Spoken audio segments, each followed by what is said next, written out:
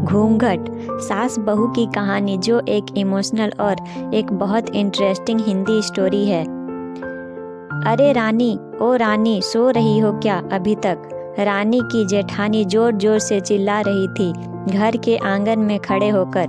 रानी यानी मैं। तभी मैं भागती हुई अपने कमरे से निकली और बोली, दीदी आ गई मैं। जेठानी बोली, रानी तुम्हारा नाम रानी है, तुम रानी नहीं हो। मैंने तुम्हें रात में ही समझाया था कि सुबह को जल्दी उठ जाना, तुम्हारी मुंह दिखाई की रस्म है।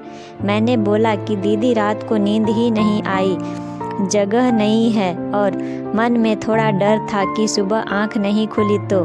रजनी दीदी हंसती हुई बोली, रानी मेरी प्यारी देवरानी, जल्दी से घूंघट कर लो, अगर माँ जी आ गई तो हंगामा हो जाएगा। मैंने घूंघट किया ही था तभी माँ जी वहाँ आ गई और कड़कड़ाती आवाज़ में बोली, चलो अब क्या यही गपशप मारती रहोगी तुम दोनों? हमने चलना शुरू ही किया था तभी माँ जी ने रजनी दीदी के कंधे पर हाथ रखा और बोली, पता है ना कहाँ से जाना है और कैसे जाना है? माँ जी ने बोला कि जब भी कोई बड़ा तुम्हारे सामने खड़ा हो तो हमेशा घूंघट में रहना और कम से कम अपने बड़ों के सामने आना, और बिना घूंघट के तो कभी नहीं। रजनी दीदी कुछ बोली ही नहीं, बस अपना सिर हिलाकर हाँ बोल दिया। मैंने भी बस अपना सिर हाँ में हिलाया। माँ जी के जाने के बाद मैंने पूछा, रजनी दीदी आप तो स्कॉलर हो और इन सब चीज़ों को कैसे निभाते हो? रजनी दीदी मुस्कुराई और बोली, मैं थारे जेठ जी से बहुत प्यार करती हूँ, इसलिए अभी तक चुपचाप सब चीज़ें निभा रही हूँ। मैं कुछ नहीं बोली और चुपचाप रजनी दीदी के साथ घर के बाहर वाले कमरे में जाकर बैठ गई। वहाँ पर एक पड़ोस की आंटी जी बैठी थी। वो बोली कि यह कैसी बहू आई है, ससुर जी सामने खड़े हैं और ये यहाँ बैठी है, मुझे कुछ समझ ही नहीं आया। मतलब रजनी दीदी बोली कि आंटी जी अभी नई बहू है, यहाँ के रीति रिवाज सीखने में थोड़ा समय लगेगा। रजनी दीदी मुझे वहाँ से उठाकर मेरे कमरे में छोड़ेगी।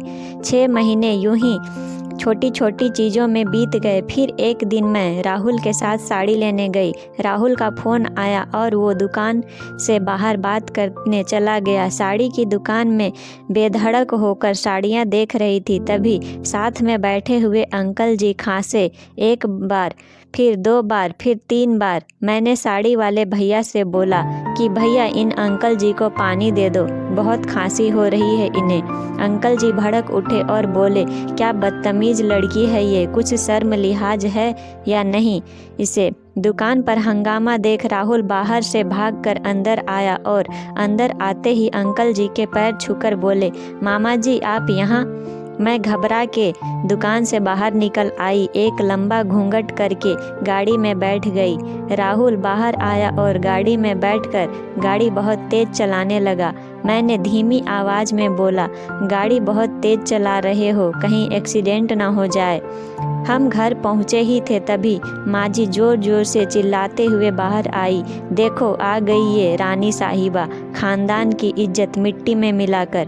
तभी रजनी दीदी आई और बोली, माँ जी मेरे शादी को 6 साल हो गए हैं, मैं अभी तक मामा जी को नहीं जानती, ये कैसे जानेगी?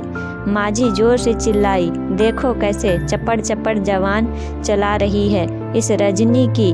कभी राहुल सबकी बात काटते हुए बोले कि माँ ये दोनों सही बोल रही हैं, अगर ये हमेशा घूंघट करके रहती हैं तो ये मामा जी को कैसे पहचानेगी? और माँ आज मामा जी के फ़ोन पर तुमने पूरे घर की शांति को भंग कर दिया। ये वही समाज है जिसने सीता मैया पर भी उंगली उठाई थी। पिताजी और जेठ जी ने भी अपना पक्ष राहुल के साथ ही रखा। माँ जी थोड़ी देर सोचने के बाद वापस रजनी दीदी और मेरे पास आई और बोली कि तुम दोनों को अपनी मर्यादा पता है, मुझे उम्मीद है कि तुम कभी भी मेरा सिर शर्म से नीचे नहीं झुकने दोगी।